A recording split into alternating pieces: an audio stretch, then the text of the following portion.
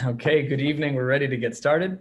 Tonight we are learning Maseches Pesachim, Daf Chaf Gimel, and we're starting, that's not true, Maseches Pesachim, Daf Chaf Beis, and we are starting about 8 lines or so from the bottom of the page at the word Bishlama.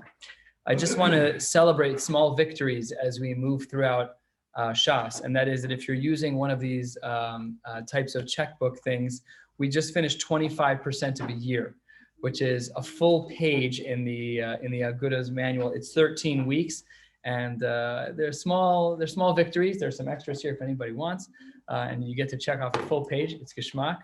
Wrong one. Yeah, gotta get another. Yeah, there's got to get another Gemara from someone. There's a Pesachim over there. Top one from Rabbi Shachar.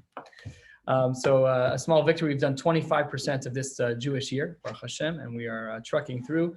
We're on Daf Chaf Beis, and we'll be starting on the bottom of Chaf Aleph on the Beis. As a background, tonight is an excellent Shas Sugya. We know, of course, that there are many Isurei Achila in the Torah. Of course, there's so many things that we are not allowed to eat, be they on land, be they in water, be they in the air. There's a lot of things that we are not allowed to eat.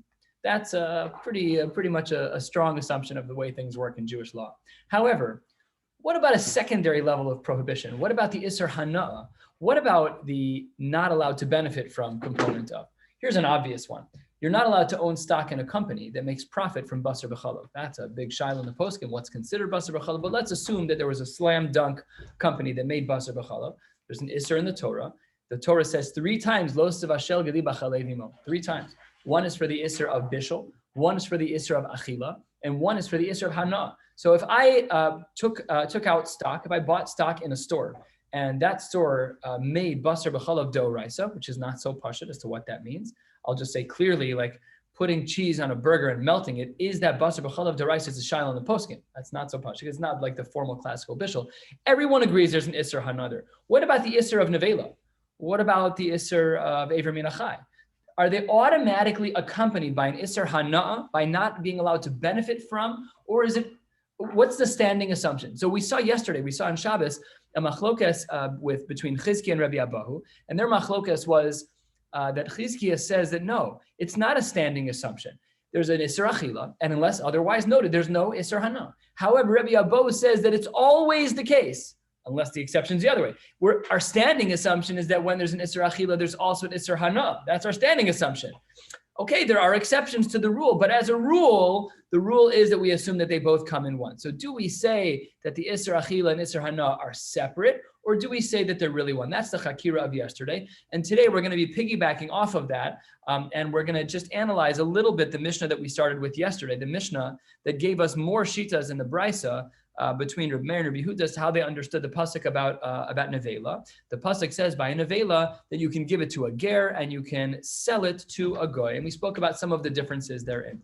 So we're going to start, it's 8 lines or so from the bottom, Chaf Aleph Amud Beis, with that background that'll hopefully help us to get to the bottom of Chaf Beis Amud Beis, about 8 lines or so from the bottom there as well. Says the Gemara, Bishlama, I understand, says the Gemara, of the brisa that we learned yesterday, I understand the sheets of Rabbi Meir. Bishlama, the Rabbi Meir, Da'amar, Rabbi Meir said that in regards to the Isser of Nevela, that where the pasuk says, Echad ger ve'echad nachri, bein b'mechira, bein b'nesina, Rabbi Meir says that the pasuk didn't mean to be overly specific. You can give the Nevela to a ger, either selling or giving, and the same is true by a nachri, to sell or to give. Because the Torah had to explicate and say openly that yes, what are we saying here? To lemishra, to allow for hana. What does that imply? That implies hakol isurin shebat Torah, all the other isurim in the Torah, asurin bein be'achila bein be'hana. This supports Rabbi Abahu's idea. This supports his shita because we see from Rav Meir in that brisa that there's a standing assumption. The inference from that brisa is that there's a standing assumption that the Isser Achila and Isser Hana are 2 peas in a pod. They're one and the same. We assume that there's always an Isser Hana, a secondary Isser of Hana that applies to the primary Isser of Achila. Ella, however, the Rabbi Yehuda, in that brisa that we saw yesterday, Rabbi Yehuda's opinion doesn't fit within Rabbi Abahu. Remember, Rabbi Abahu is the one who says that the Isser Hana is automatic with the Isser Achila. Elo Rabbi Yehuda, 3 lines from the bottom, to Amar, Lidvarim kichsavan huda. So the pasuk was just being explicit. The pasuk said that yes, there's an avela, you can give it to a ger, but you can only sell it to a nachri. If that's true, then based on inferences from the brisa from yesterday, hakol isurin shebatorah minale de asurin v'hana. But according to Rabbi Yehuda, it's not clear that Rabbi Abba could be right. How would Rabbi Yehuda hold that the Isser Hana is automatic with the Isser of Achila? And to that, the Gemara presents another answer. The first answer we said was in the name of Rav Meir, and that's the pasuk of Ger, of Nevela and Ger and Nachri. Here is another pasuk. Last line of Daf Chaf Aleph on base says the Gemara. Here is another pasuk. Nafkalei. Where does Rabbi Yehuda, within the framework of Rabbi Abba, where does Rabbi Yehuda say that we learn that the Isser of Hana, the secondary Isser, comes along with the primary Isser of Achila? Nafkalei, milakelev tashlichun oso. You can throw it to the dogs. If you look at the full pasuk here, what's the full pasuk talking about? It says, ve'anshe kodesh chihyun li, uvasar basadet treifa lo sochelu. The previous pasuk was talking about nevela. Now we're talking about a treifa. A treifa is an animal that has a whole variety of potential isurim. Big shaila in the poskim that this just came up 10 years ago when it was found out that a lot of the cows that were used specifically for milk production were getting these certain types of injections that was poking into a lining of the body that was halachically considered a treifa. So Herschel Schechter from YU wouldn't drink milk because he said the animal's a treifa. Think about the implications of this. He's one of the poskim for OU kosher. If it's true that the milk is mamish from a treifa, then the milk is a treifa. Something that comes from a treifa is a treifa.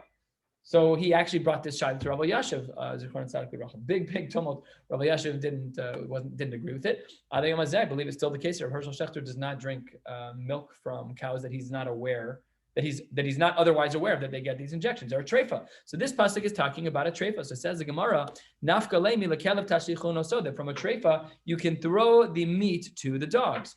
Oso atamashlich lekelev, a treifa you can throw to animals. V'atamashlich lekelev kol isur in Shabbat Torah. But all of the other ones you're not allowed to give. When you're giving it to the dog is, in other words, it's a form of hana. I get to feed my animals from this. That's wonderful.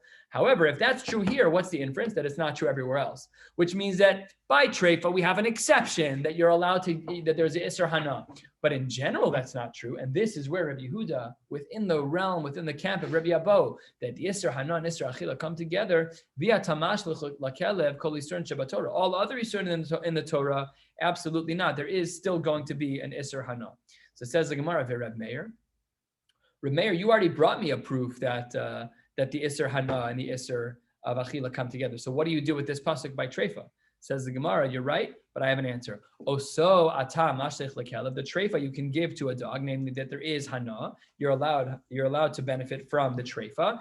V'i atam mashlech lekelev chulen shenishchetu ba'azara. No, it's not to leave an inference that everywhere else across the board is that the isser hana and isser of achila come together, but to teach you about a specific case, just a specific case about chulin shenishchetu ba'azara, that in that case, specifically there is the exception that there is no isser, that there is an isser hana, but only there. But by other cases, but in general, we would not say that. So okay, so he gets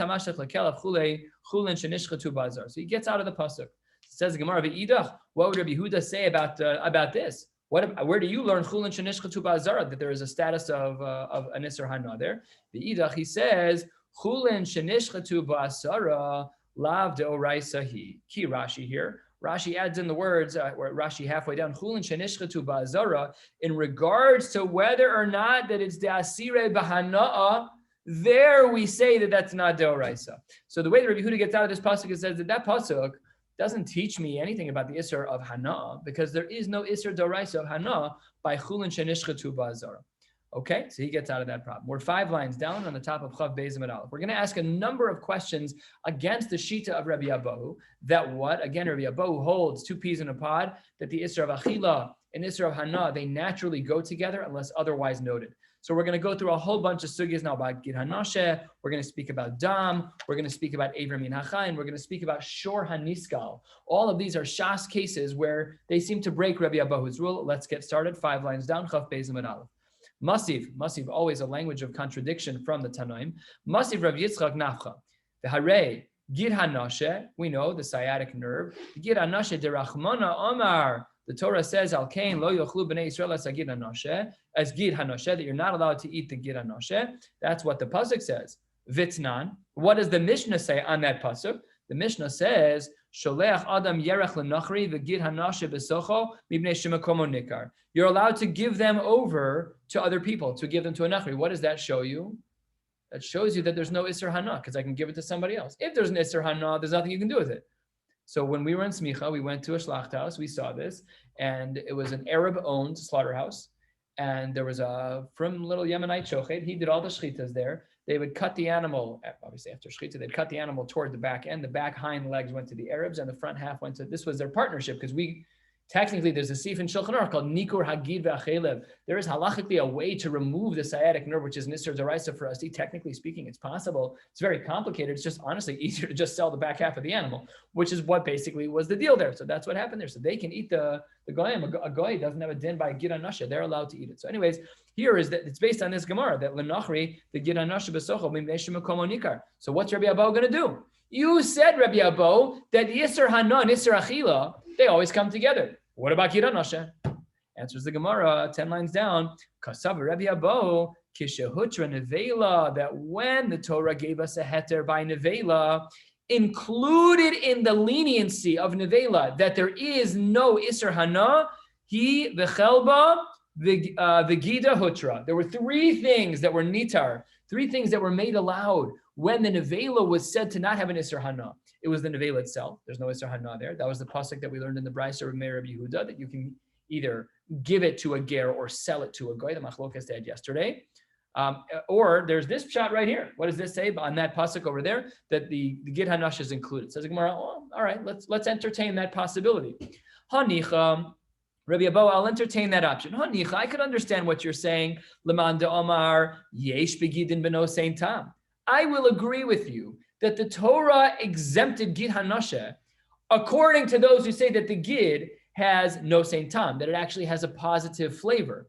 We're already touching a major idea in halacha of what the flavor does for halacha. For example, let's say that you have a spoon that you used for meat, hot meat, and it's been 26 hours, right? And now you use it for macaroni and cheese. We assume that any flavors, any blios, as they're referred to in halacha, that those blios in the spoon from the meat are no sein tam lifgam. They don't ruin the macaroni and cheese. They're fine.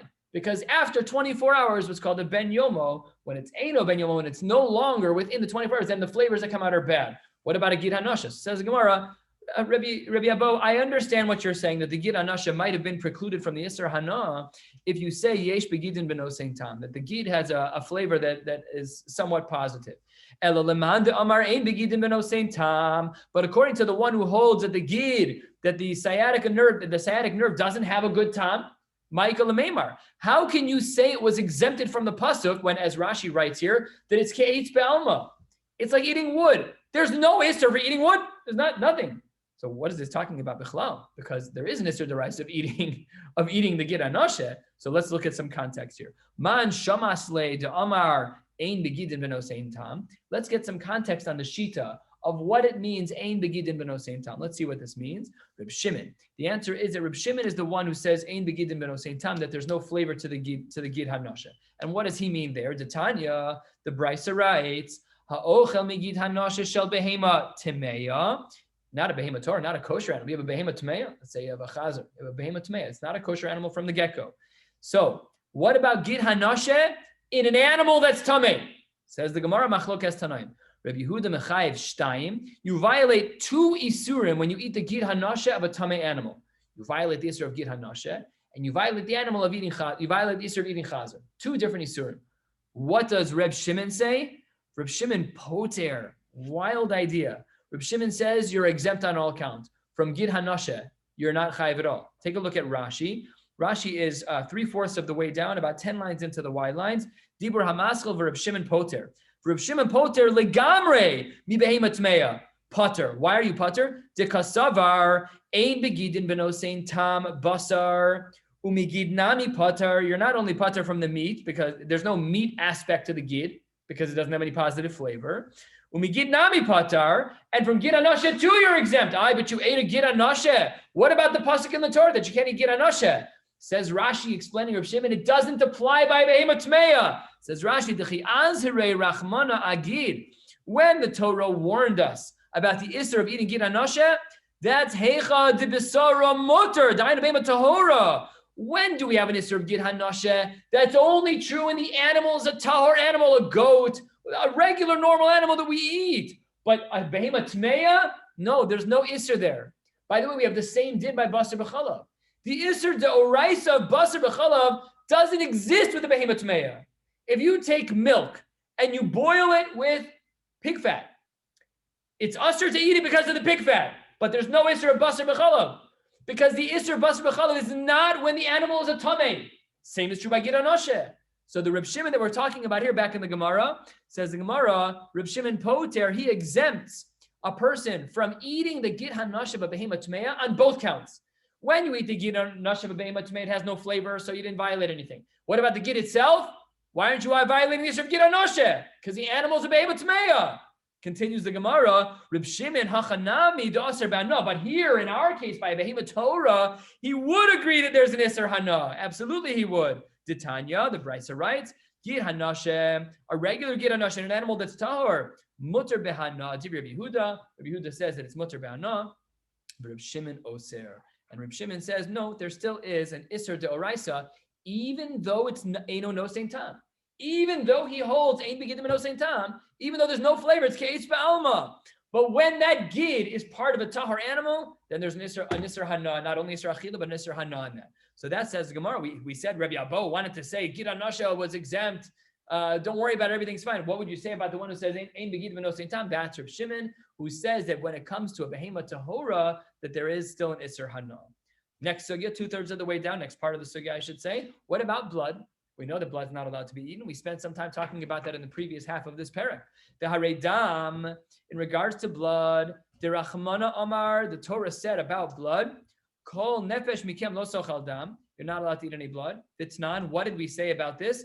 Elu ve'elu misarvin be'ama. These two different types of blood. The Rishonim point out from two different types of korbanos. There was blood from two different types of korbanos that were misarvin be'ama. They would join together in this piping system that was underneath the mizbeach. And v'yotzin l'nachal Kidron. This was the nachal I meant to tell Rabbi about this. This is the name of the nachal that surrounded Yerushalayim, that surrounded the Makom HaMikdash, where they might have walked the animals through, which we were discussing a couple of days ago, where the needle, how did the needle make the animal tamei without a machshir? So they said they walked into a river, it was a Nachal Kidron. Anyways, the blood was leaving the Mikdash through the piping system into Nachal Kidron. V'nim karen leganonim. They could sell it to people who were gardeners, and they could use it lezabel, as manure, to just fertilize the ground. Umoalimbo, they had moalimbo as a side din. It's just a part of this, it's a part of this discussion, part of this mission, which means that they had to do some type of pidyon. They had to change out, otherwise it could be me'ila, because you're not allowed to use a korban for the wrong thing, so they had to swap out the money. But what is certainly the case here, that means that there's no Isser Hana. Again, Rabbi Abo, you said that the Isser Hana is always tied to the Isser Achila. Well, what about Dam? We see that the blood from the Mikdash, from a korban chatas, you're not allowed to use that blood. Well, the Mishnah says you are. Kashan Rabbi Abahu. You said the Isser Hana always comes with the Isser Achila. No, it doesn't. Says the Gemara, shiny dam the iskash lamayim. You're right, but my general rule still stands. My general rule is that the Isser Hana always comes along with the Isser Achila, but dam is the exception to the rule. Why? Because dam is compared to water. We already saw this once a couple of blot ago. We'll see that again on the top of the Amud. But here, let's see version 1 of how blood is compared to water. That's what the pasuk said. You cannot eat it.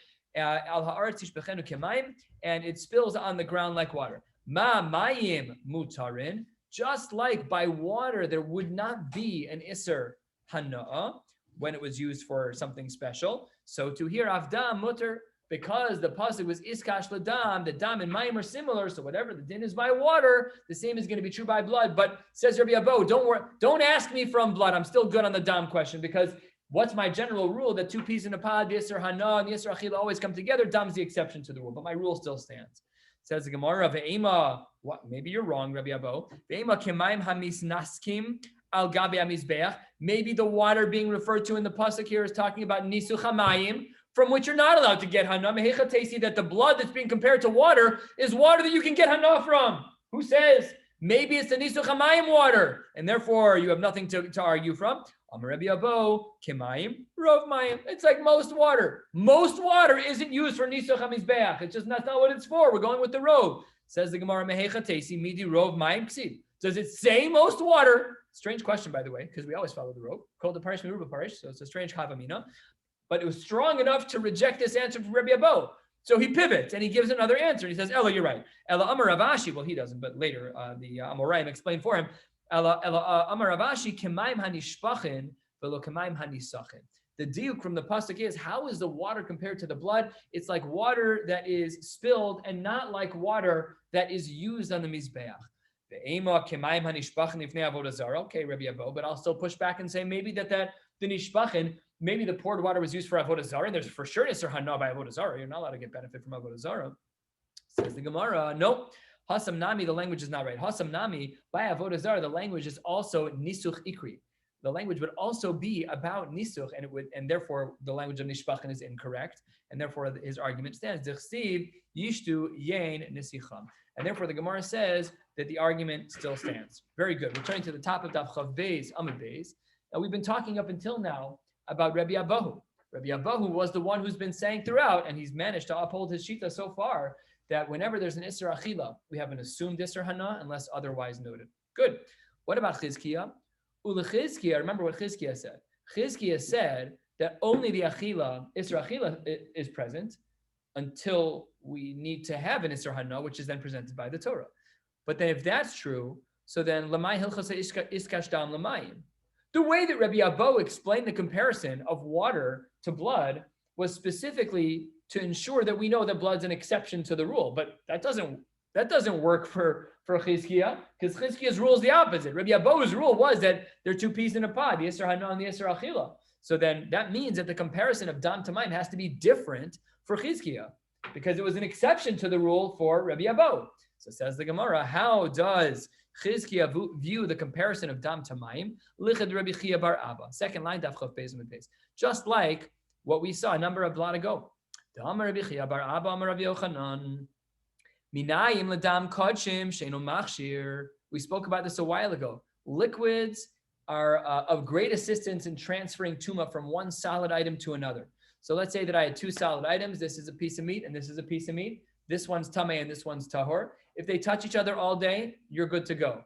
Any liquid between them of the yad shachatam, one of the 7 liquids that are machshir, that are used to transfer tuma, then the tuma instantly transfers.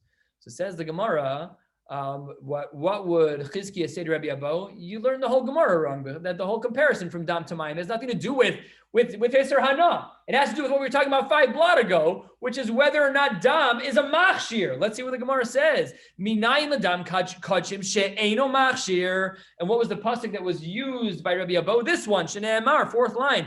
Lo sochlenu al arz yishbechenu kemayim. What does the pasuk mean? How does Chizkiah view this pasuk? Not like we saw on the bottom of the previous Amud, that Dam is like water, and really my normal rule, says Rabbi Abo, is that there are 2 peas in a pot, Isra Hana and Isra Achila, but this is an exception. No, you learned it wrong. This pasuk is not talking about that. This pasuk is talking about something totally different. It's only speaking about whether or not the liquid, the blood of Dam during the Shechita of a Kodshim would function as a machshir. And says the Gemara, She'eno machshir. What's the pasuk? Lo soflenu al arz yishbechenu kamayim. What's the drasha? 5th line. Dam shenishbach kamayim machshir. Blood that spills like water, that's the blood that's machshir. But that's not the blood that actually is part of the shechita that we're talking about, because the initial thrust of the bleeding was taken care of in the following way. She'einu nishbach kemayim, but the blood that's einu nishbach kemayim, it doesn't spill like water. Why not? Because by kachim, we collect the blood for zrika. So if you're collecting the blood for zrika, that blood cannot function as a medium to transfer tuma.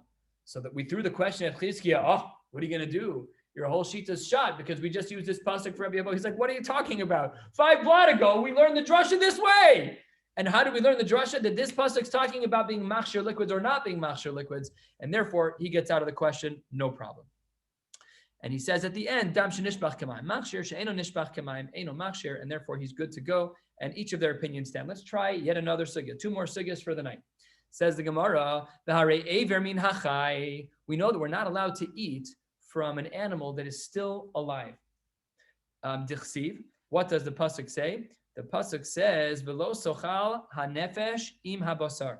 you're not allowed to eat the nefesh im habasar while the animal is still alive. It's not allowed to be eaten. Vitanya, the Brisa writes on that pasuk, Rabbi Nasan Omer minayin shelo yoshit adam kos yayin lenazir ve'ever minachai lebnei Noach. I mentioned this on Shabbos. What about the famous Gemara in Avodah Zarah Daf Vav? How do you know that you're not allowed to extend a cup of wine to a nazir, right? A nazir is someone who's made a commitment on himself. One of the limitations that he has is that he's not allowed to consume anything from grapes, even mishras, even a tiny amount he's not allowed. How do I know I'm not allowed to give that to him? And as well as a second example, the Ever Minachai lebnei Noach. How do I know that I also can't extend Ever Minachai, which is one of the seven mitzvos b'nei Noach? How do I know I can't give that to a ben Noach? Talmud lomar v'lif ne'iver lo sitein michshol.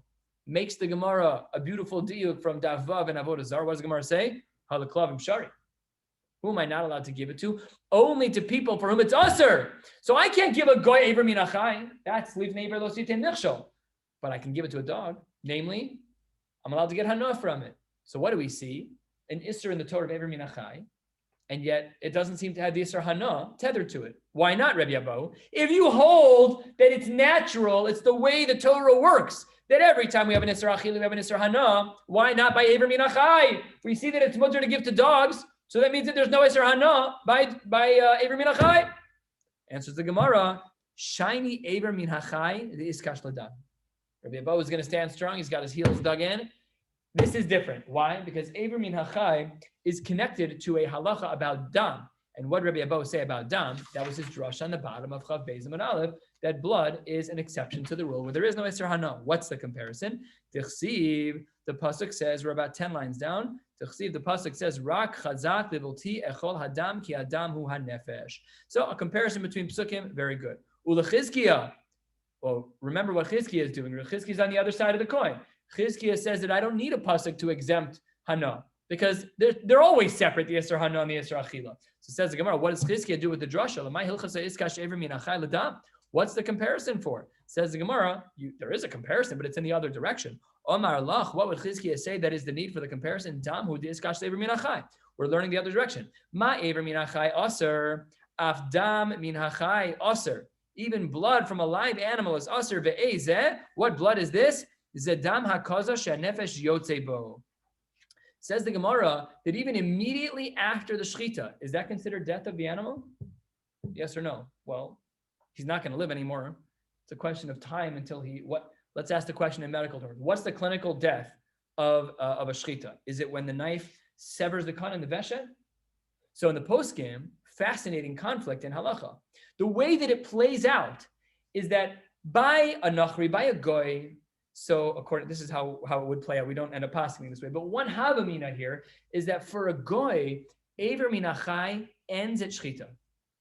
But by a yid, it doesn't end until pirchus ends, until the body stops shaking. And I've seen this before. It's terribly unnerving that after shechita, the animal will just move around because of just the nerve system is still functioning to some degree, up to a minute. The animal's not alive. Whatever alive, but they're moving around. It's what we have that phrase. It's psik reisha below Yomi. We use it in Hilchos Shabbos all the time. So it's not geschmack to watch, but there are some poskim who will highlight distinction that how could a goy have a heter during the 60 seconds of pirchus? The goy is allowed to take Ever Minachai, but a yid would be. How could you have a scenario where there's a heter for a goy and an isser for a Jew? Okay, it's a stam shayla. But anyways, this is what the Gemara is saying here, that the blood that exits during the actual shechita is still considered part of the isser, and that's how he would answer the question. And that brings us to the final sugya of Shor HaNiskal, but you had a question. Yes? Possible that it's mutter for a Jew. No. I think so. Why? But it's mutter for the goy. How could there be a heter, an isser for a goy? No, that is the Rambam writes this explicitly that, what's the language there? He writes, it's a very playful language. What? How could there be a heter for a goy while it's usher for a Jew? That's how the Rambam phrases it. That's what we have, right? So what would happen here during Pirchus is that it's mutter for the goy and usher for the Jew until Pirchus ends. Mi'ika midi, that's the language of the Rambam. Mi'ika midi de legoy shari uli Yisrael aser. That's a chiddush, no? I think he said the opposite person. Oh, No. Okay. I don't think so. It could be. That's how the Rambam phrases it. Actually, I wrote a whole shir on this because what? What? Rambam original, maybe be the Gemara. Mi'ikamidi? No, it's not original. No, but he uses it in another frame that comes up as to whether or not. No, the Rambam was discussing this principle in another area, which is that according to some poskim, eggs may actually halachically not be kosher. I gave a share about this 7 years ago in the old building. Whatever. We discussed it another time. Okay, but that's how the Gemara would seem to be, assuming that pirchus is the death point halachically for a Jew. Then Eiver Min Achai is longer for us. The extension of Isser is until the animal stops moving, whereas the goy can eat earlier. And it's just rare that we would have such a scenario where for a goy it would be mutter, and for a yid it would be asr. Anyways, the Gemara talks about shor niskal. Let's get into this last sugya. This will take us until 10 lines to the bottom of the page, give or take. V'harei, we're 1/3 of the way down. Shor haniskal. Shor haniskal is an animal that is due to be stoned because it's violent. It could be a shor hamuad. We'll learn about this in the bavas. Shor haniskal derachmana amar. What does the Torah say about this animal? The Torah says, I'll read the whole pasuk. The pasuk says, "V'chiyigach shor es ish o es isha v'meis."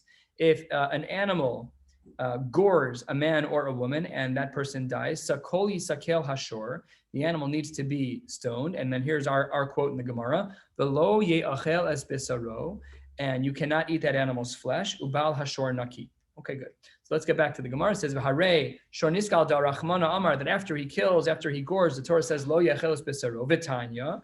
What does the pasuk say? Mimashma shenemar sakol yisakel hashor. Once the Torah says that you have to stone this animal, Eini yodea shehi nevela unevela aser be'achila. I already know this animal's aser to eat. Umatam lomar lo yeachel. Therefore, what does the words lo yeachel mean? If you're stoning the animal, it can't be mutter to eat. So that's not how we don't eat animals like that. That's called nechira. If you take the way that they, in modern non-Jewish slaughterhouses, they kill the animals very quickly by putting a beam right into the brainstem. The animal dies very, very quickly. But it's nechira, that animal, that's like hunting. You're not allowed to eat an animal that you've hunted. That's not appropriate. Hunting might be usher entirely anyways, might be usher to so discussion in the poskim. If I already know that the animal is not edible, then why does it say lo yachel? That if after the Gemara din that the animal needs to be stoned, but then it was slaughtered properly during that time. So they go to Beis Din, a man or woman gets killed. They say it's the shore that belongs to the neighbor. And they come up with a din, the animal needs to be stoned. But before the animal gets to be stoned, they shech the animal kiroi, a perfect shchita. But the animal has a din of skila. So it says the Gemara that dino asher, that you're not allowed to eat that animal. Ein li ela be'achila. Maybe I would have thought that it's only true be'achila, be'hana aminayin. How do I know that there's an isser hana? Talmud lomar, ubal hashor naki. That the bal hashor is naki. What does that mean? My mashma. What does that mean? Shimon ben Zoma Omer ke'adam she'omer lechavero yatsa ploni naki min achasav. This person was totally cleaned out. Ve'ein lo behem hana shel klum. Nothing at all. The person is totally scot-free. Taima tekasav ubal hashor naki. The reason why he has an isser hana is because it says ubal hashor naki. The lo yeachel, had it only said lo yeachel, then what would I have thought? Isser achila mashma, isser hana lo mashma. Kash and Rabbi yet again. By Shor Niskal, we have a pasuk that seems to exclude the Isser Hana, which means that if you're giving me a pasuk to tell me that there's no Isser Hana here, then I'm sorry, you're giving me a pasuk to say that there is an Isser Hana here, then what's the inference? That when there is no pasuk, that there's no Isser Hana. Kash and Rabbi Abo. Says Gemara, no. Lo olam, really, that's not true. Lo olam, when the pasuk says lo yeachel, Isser achilam, the Isser Hana mashma. Really, it does imply both. All right, what does the pasuk mean? Ubal hashor naki. What does it mean when it adds the pasuk bal hashor naki? It says the Gemara lahanas orohu da'asa, to teach us a separate din about the leather, about the skin of the animal. The itzrich, and I need to make this distinction. Why do I need to make this distinction? Sal kadaita chamina. I might have thought that when the pasuk said lo yeachel es bisaroksi, it was being very specific. Only the flesh is what you're not allowed to eat. Bisaro in oro lo. Kamash Malanda, that's not true. That the same status that applies to one applies to the other. There are some Tanoim who use this pasuk of Lo Yeachel and Ubal Hashor Naki. They use them for other things, the Chatzi Kofer, for what type of punishment the animal is supposed to get, Ulad Mei Vlados, and as to whether or not the person has to pay for the cost of for the Vlados for children that were killed. So Hanas Oro Minale, where would they then learn this out from? If Bal Hashor Naki is not available to make this drasha the way we did here, where do they learn out the halacha about the skins? Says Gemara, Nafka Luhumi Es Bisaro. Es Hatafel Bisaro, the drasha from the word Es. What does that mean? The word Es was darshan, do we know many times over, according to some. We're going to see a famous Gemara in just a moment. The Idach. What about the other shita? So they don't darshan the word es. Es lo darish. Famous Gemara right now, famous Brisa. Kedetanya Shimon ha'amsuni. Amrei la Nechemya ha'amsuni. This person, either Shimon or Nechemya ha'amsuni, hayadoresh kol esim shevatorah. Reshis bar lakim eis hashamayim es arts. There's two in the first pasuk. How did he darshan all of those? Every one he had a drasha for. Kevan sheigia le'es Hashem elokecha tira. Once he got to the pasuk that says we're supposed to have yira shamayim piresh, he instantly stopped himself from darshaning esim because he couldn't fathom what else there was other than yira shamayim. Reshis chachmei yiras Hashem. He couldn't. What can I possibly be darshaning other than es Hashem elokecha tira piresh? So he stopped darshaning all the esim. So his talmidim said to him, Amr lo talmidim, Rabbi, kol esim shedarashta, ma tahelein. You've gone through most of the whole Torah. You've darshaned every S in the Torah. You can't come up with pshat in this one. Hashem elokecha tira. What's going to be? You're just going to stop? So famous line. Amar lahem kashem shekibalti schar ladrisha, kach ani mekabel schar al haprisha. The famous rule of you need to know when to stop. And he was darshaning all the esim in the Torah until he reached a point where he realized he couldn't darshan all the esim in the Torah. So he's like, I have integrity. I can't continue because there's no answer to this question. Until one of his students looked back at him and said, the fact that you don't know how to darshan this question makes me want to say the following. Achabar Rabbi Akiva v'darash es Hashem elokecha tira l'rabos you, the Rabbos Talmidei Chacham. And that's how some of the Forshim explained this Gemara. He was looking up at his Rebbe. He's like, now I know what it means to have a Rebbe. And now I know that there's an element of yira that we're supposed to have by a Rebbe that is not similar, quote unquote, to Karesh Baruch Hu. It's obviously very different, but that's what es means, that there's a din that you're supposed to have a yira for your Rebbe. And that's what Rabbi Akiva saw when his Rebbe wasn't even willing to darshan es Hashem elokecha tira because it's too close to a Kadosh Baruch Hu. Then the Talmud looks at his Rebbe, he's like, nah, I've got pshat. The word es means I have to fear you. I have to have a yira for my Rebbe. We'll stop here and pick up from the Hare Orla for Daf Chav Gimel. Wishing you all a beautiful night. Bruchim to you.